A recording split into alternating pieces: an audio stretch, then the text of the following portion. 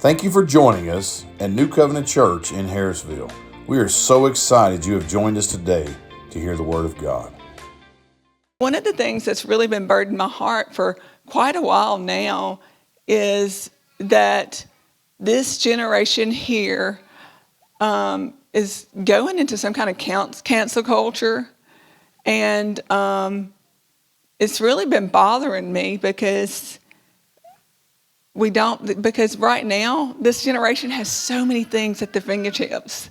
Like you can go at any time of the day and type in anything you want to find a podcast or professional counseling. You can do telehealth. You can do all these things. There's free counseling. When we were kids, we didn't have any of those things. And even whenever I was raising my adult children. But the thing about it is I think each generation still looks back on their parents and they have critiques. I know I did it with my mom. And Mom, will you stand up real quick? So this is my mom. And if you know anything about me, whether it's right now, who I am now versus whenever I was a kid, I put her through everything. And she had 7 kids. And so I was one of 7. My mom married my stepdad. That was when I was 15 months old. So he had some, she had some, they had some together. So it was mine, his, and ours. And that's how we were raised. And we were raised. We weren't raised with money. I say all the time, we were not at all raised with money, but we were raised with family and that legacy. We were rich in that because my mom had 5 siblings or 6? 5. And then all of them had lots of kids. So at family reunions, we always had hundreds of people there, But my mom, so I'm going to share some things this morning that's from my childhood. But what I did want to point out is that never once did I ever grow up not knowing my mom didn't love me. My mom taught me to be hospitable. If you know me, if you or your family's ever lived in my tiny home, or your kids or college students, all these things, it's because of her and my father's legacy in that. My mom's taught me how to persevere. My mom, at a young age of 15, got married. So you imagine right now, you teenagers, young adults, imagine that. I still can't, at 15 got married, and then did not have a healthy marriage, and then went into another marriage, and that was not healthy either. I looked and see what I used to see years ago as like, why did she stay, all those things. She was in survival mode, which is kind of, what I was in most of my raising my children. But so I have 5 kids. 2 are biological, 3 are adopted, and I have 3 grandkids. One of the things I wanted to go back and look, because we can't grow if we don't look at our past, right? So as we were being raised, let me just say, so I dealt with physical and verbal abuse. I was molested by more men than I'd like to say. Even with counseling, even with the years of counseling, even though I don't tote that pain and anger, like in our generation, we just didn't talk about things like that. So abuse was hidden, depression was ignored, molestation was silenced, abandonment was normalized, therapy was unavailable, and survival mattered more than emotional processing. And that's how it was. I'm not just speaking of just me. That's how it was. And so to look now at this generation to have so many opportunities and that I can get up on this pulpit and say those things, that we're in a safe church so we can share these things and not walk in shame. I can honor my mama. And so it wasn't until a few years ago, actually my friend, her husband is a pastor at Pine Lake, and she challenged me to write my story. And it wasn't until I went back and started looking at my childhood, I was like, it's things that I used to say, oh, I had all these things happen, but like God just created me to where, I could deal with tragedy a lot better than people. I could do, but I just didn't process it. I didn't talk about it. I just moved on past it. I was in survival mode, and I am good at that. I am good with tragedy. But there's things that stole from me. That stole how to be nurturing. I know some people are more nurturers. I'm just not. I know God didn't. But like my sister Debbie, she could probably get up here and say a lot of the same things I've said this morning. But she's a nurturer. I mean, she's a nurturer. She loves a peacemaker and all those things. I'm not that, right? But like if we have Kenneth is laughing, but if we have God in us, we're able to call that out. We're able to say, God, give me this, right? But I didn't know that was lacking because I used that this is not who God created me to be. But she had it, right? Her children were blessed by it. But me, because I didn't process things and I didn't talk about the vulnerability of pain in my life because I couldn't fix it, that nurturing side of me was not there. And so my children didn't get that. I compensated in other ways. So I ended up writing my story, and I looked back and I was like, well, I don't hold anger and resentment. My dad, eventually, got past the anger issues and all those things and, all the stuff. But I started realizing, like, I was critical of my mom. Even though I didn't look, I really was. And how she raised, some of my siblings. And it wasn't until I became more a mom and my children became older that I was like, you don't have a handbook when you have a child that becomes an addict. You don't have a handbook when a child starts living outside of the will of God. And we're going to mess up.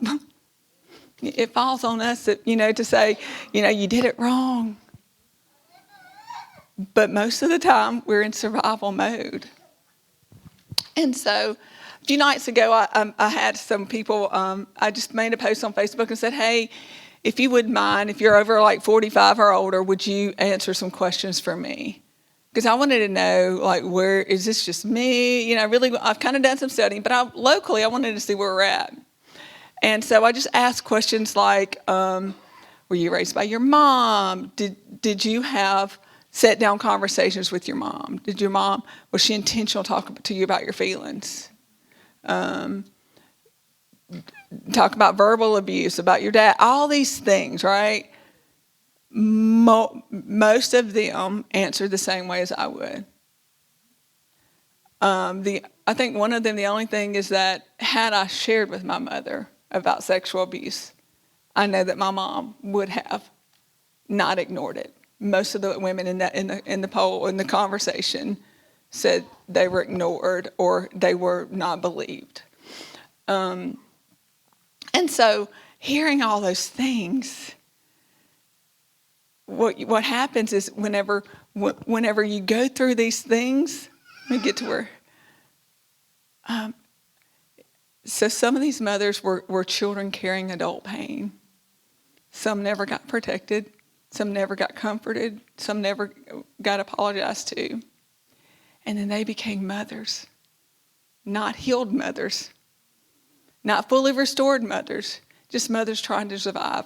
And I'll take a moment here. If you're sitting in these seats right here and you don't relate to this is, thank God right now.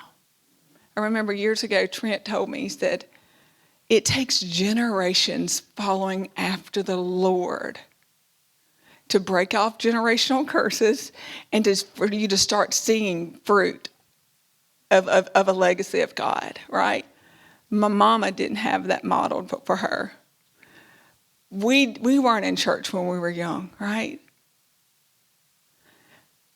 So here I am trying to do this, and I get pregnant And I didn't know the Lord. I'd kind of been in church, all these things. I didn't know the Lord, and I still was doing all these things. But the Bible tells us to honor your father and mother so that you may live long in the land of the Lord. God, so honor doesn't require pretending that your parents were perfect. Honor means recognizing they were people. Your mama was a person, and she's still a person.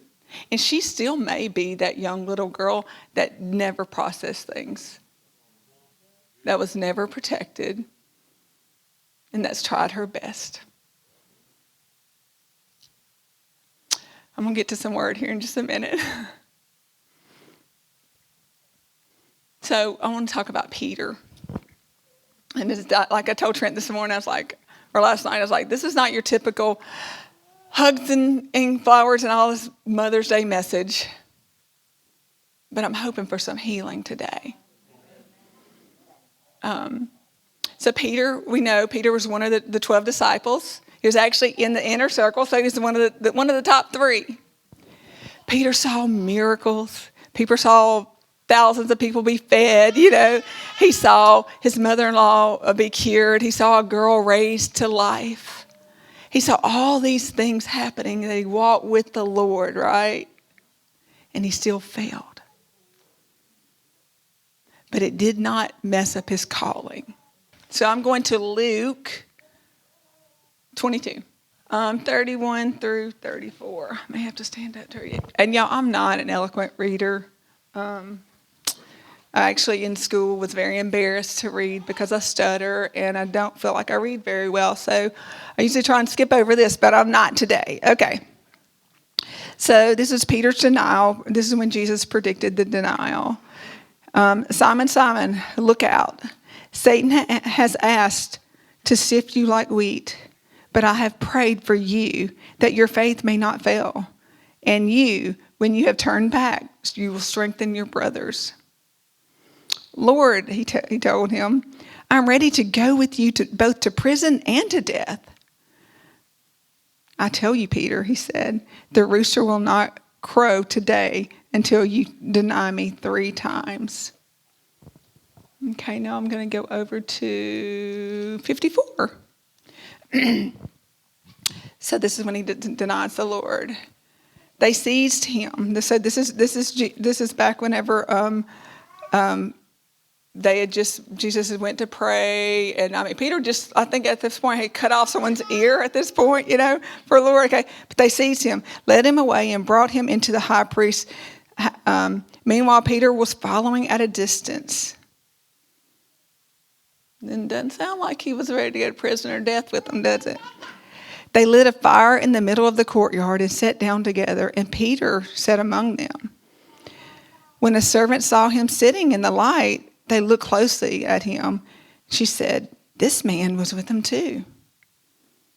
But he denied it. Woman, I don't know him. After a little while, someone else saw him and said, you're one of them too. Man, I'm not, said Peter.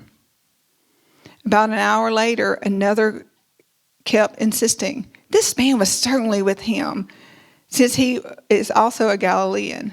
But Peter said, man, I don't know what you're talking about. Immediately, while he was speaking, a rooster crowed. Then the Lord turned and looked at Peter. So Peter remembered the word of the Lord, how he had said to him, Peter, before the rooster crows today, you will deny me 3 times. And Peter went outside and wept bitterly. Okay, so not once, not twice, but 3 times. So can you imagine that moment? Like, this is someone that has seen everything. This is one that had vowed to the Lord, I'm going to be with you. Like, I'll be there when you die. But when pressure was put on him, he backs up. Peter loved Jesus, yet failed him. Peter was close to Jesus, still broke under pressure. Peter had good intentions, yet he made painful mistakes. And so looking at parents, like we have good intentions, but fail. And so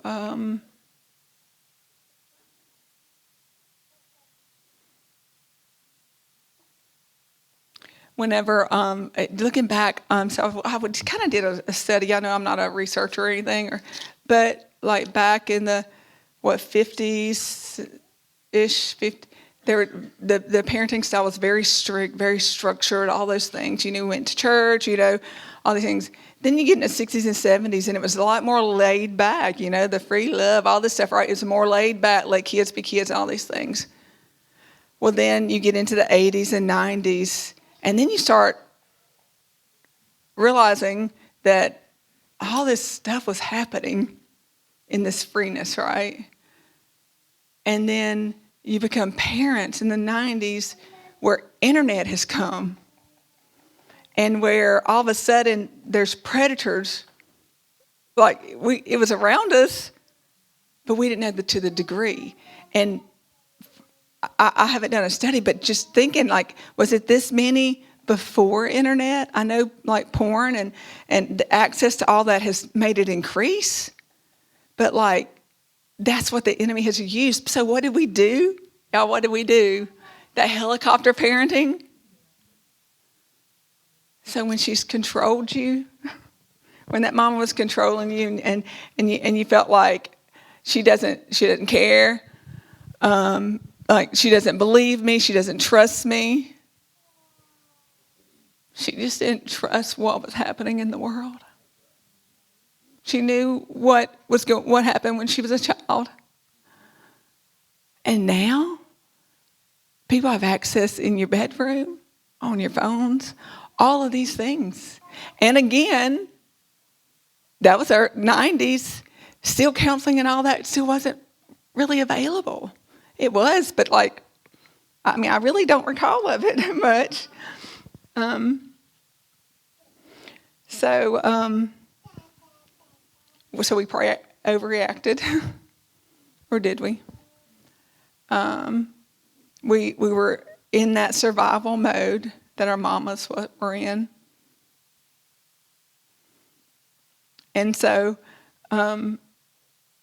it's easy to look at past generations and see mistakes instead of perseverance, instead of seeing the battle that she was in. So I'm going to go to John 21.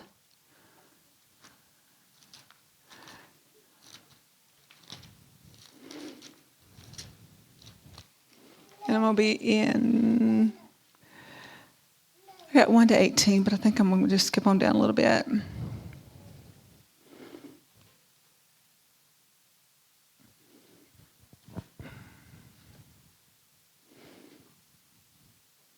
So this is after Jesus' death, and Simon and Thomas and a couple others went fishing, and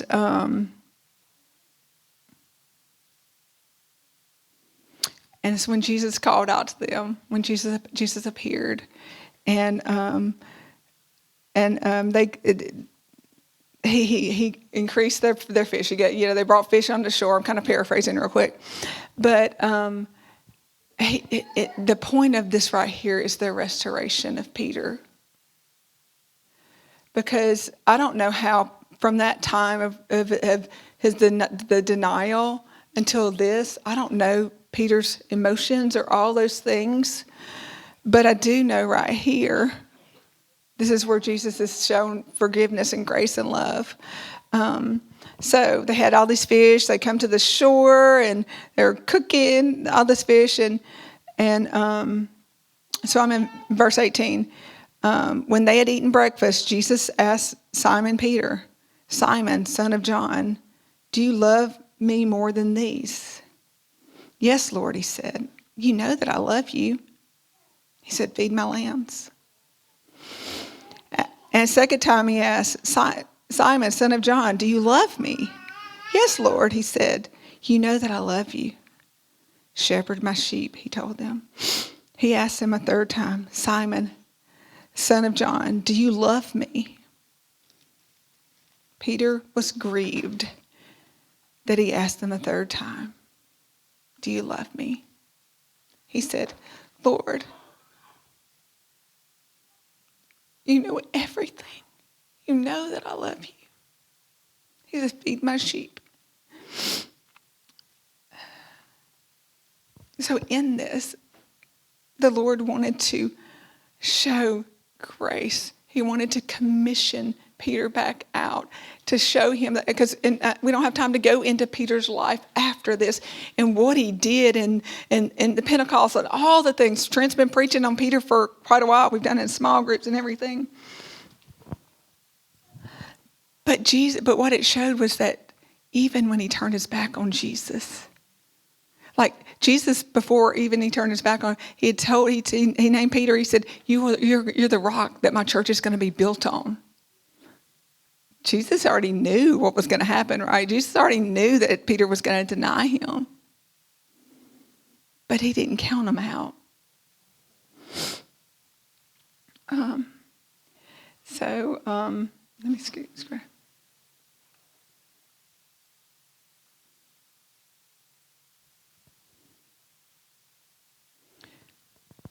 So one of the things is that was not what Peter's mistake wasn't a permanent mistake. It was a mistake that he temporarily made, but that Jesus was able to wash over and forgive and show a grace that really set Peter off. And Ephesians 4:32 is, be kind and compassionate to one another, forgiving each other just as Christ has forgiven you. I'm saying all this to say, even I'm going to go back a little bit. Jesus even washed the feet of Peter before all this happened, right?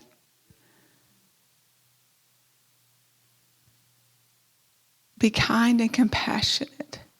We don't know everyone's story. One of the questions I did ask the women in that questionnaire was, have you taken the time to ask your mom about her life?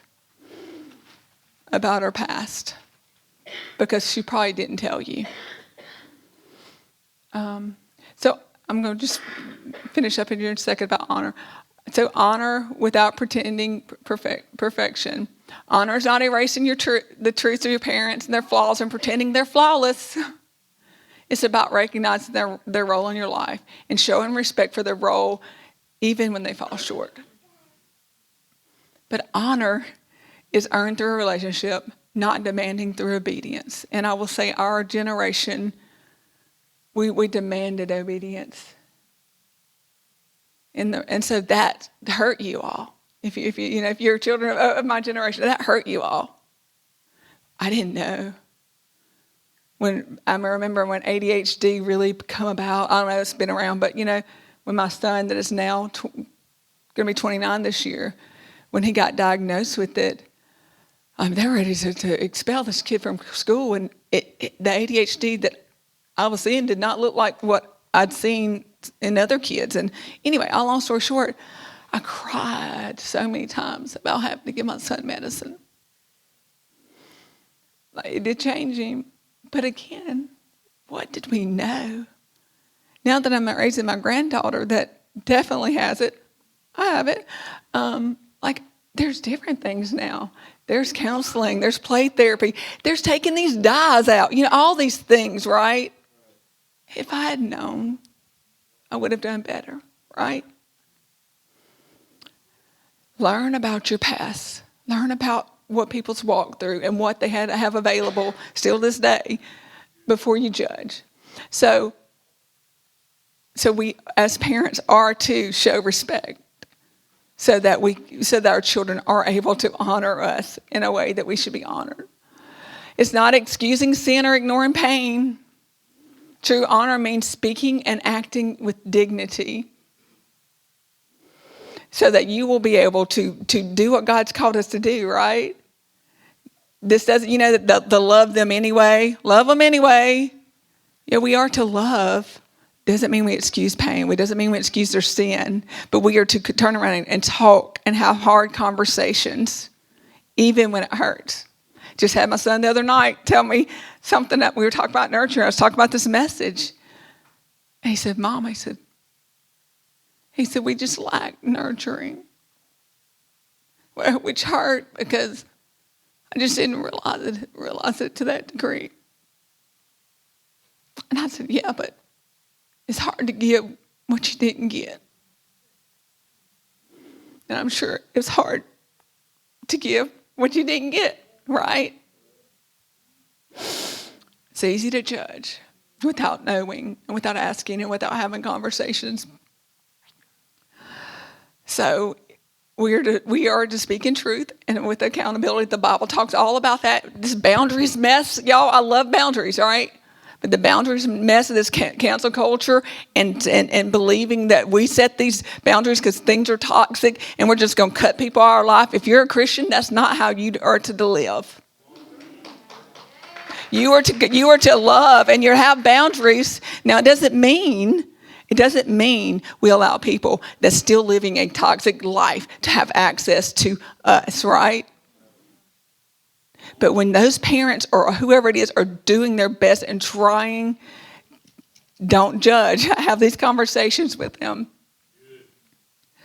So we respect them. We talk to them. We do set boundaries if we need.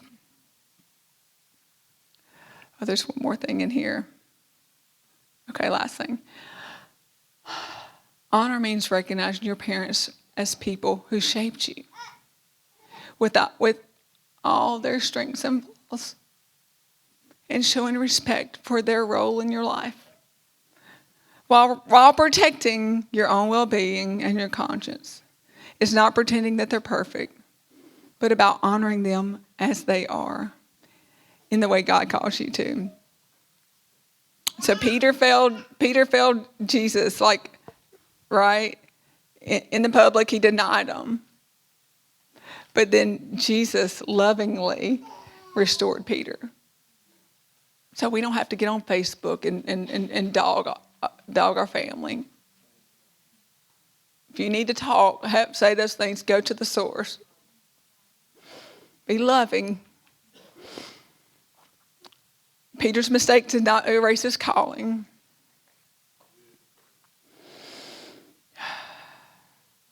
But remember this. The same grace that you pray that God gives you, may it be the same grace your mother desperately needed to. I say all this to say,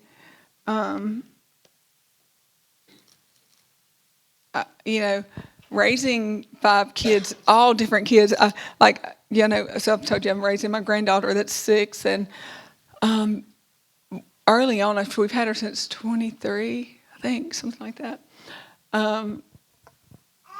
She is funny and everything, but I saw so much of my son in her. He loves to sing. He's passionate. He plays music and all this stuff. Hear my voice. I cannot sing. I cannot play an instrument at all. None of those things.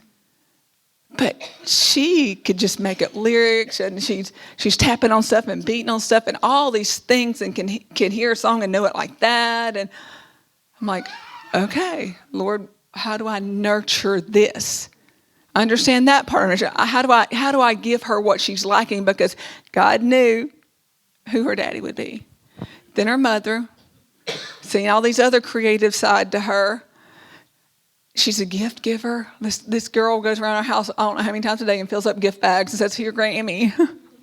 She was upset this morning because I'd had a gift for Natalie, my oldest daughter, and then Mike had given me some flowers that was on the table, and I have my mom's gifts, all this stuff. And Prudence had went to the Dollar Tree the other day and got me some gifts, and she had out, and then she realized, Bree doesn't have anything. So she went and got a blanket, and I don't even know what she put in the blanket. I think it was a shoe that was maybe too small. I don't know. But she gave it to her, I said, why, who's this for? And she's like, that's for Brianna. I'm like, okay. And she said, well, you have one for Natalie, but there's not one for Brianna, and Brianna's here. And so, so I started seeing that in her a while back, and I started saying, okay, calling that out in her. You're such a great gift giver.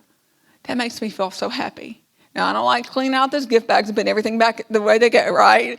But I call that out in her because she uses that to bless people, right? So in us, as parents, moms, there's things in us that our kids specifically need. And I don't even know. I was just thinking as I was doing this sermon, what does it look like? I was thinking like, God knew that I would be Olivia and Nick's biological mom. He knew that I would adopt 3 other girls. But what? Their mom has not been able to give them because of her lifestyle. What have I not given them that they needed? I don't know. Being a mother's hard. We wear lots of roles. Most of the ladies in here can look around and you're not just a mom. You're a preacher's wife, or you're a youth leader, or you're a full-time worker. You're a Grammy. You do the laundry. You cook supper. You're a wife. All these things, right? And you balance it out the best you can. So, today, my challenge for you is to ask questions. If you don't agree with your mama, whether you're young or whether you're old, whether you're married, whether you're not, realize she's a person. Realize she's a daughter of God. And realize she didn't always have the things that you have available right now. And I pray so much that because of these opportunities, we know that and everything's out there. We know that the Lord, the enemy could use all these things for harm. But I pray that my children will be way better mothers than me. I pray that they will be better Grammys than me, because of the progression. I was talking to someone, and I was like, you look at the years and you're like, the progression over the years and so many things is like, like, can we go back to some of the things, right? But then we can't obviously, but like so many of the things that we can point out that can be harmful, there's been so many great things in this world right now that we're able to access. And I'm thankful for that. And I do have hope for the future. I do have hope for my children and my grandchildren. I have children that are not walking with the Lord. But it doesn't mean that I'm going to stop praying for them and believing for them. So today, maybe you were a mom that had a hard life. Maybe you're a mom that you didn't make good choices with your children. Maybe you were a mom that is in your early stages and you're like, I don't know what I'm doing. Remember that you're a daughter and you deserve grace. And you don't have to live with constant regret. You pick yourself up every day and you follow the Lord. Because Peter's mistakes did not define his future. That same grace that he gave Peter, he's given to each and every one of us. Thank you for joining us at New Covenant Church in Harrisville. If you'd like to know more about our church, check us out on Facebook, NCC Harrisville, or check us out on the web at nccharrisville.com. We are so excited about what God is doing in our church and in our community. Join us anytime, Sunday mornings at 10:30 a.m., and we look forward to seeing you there.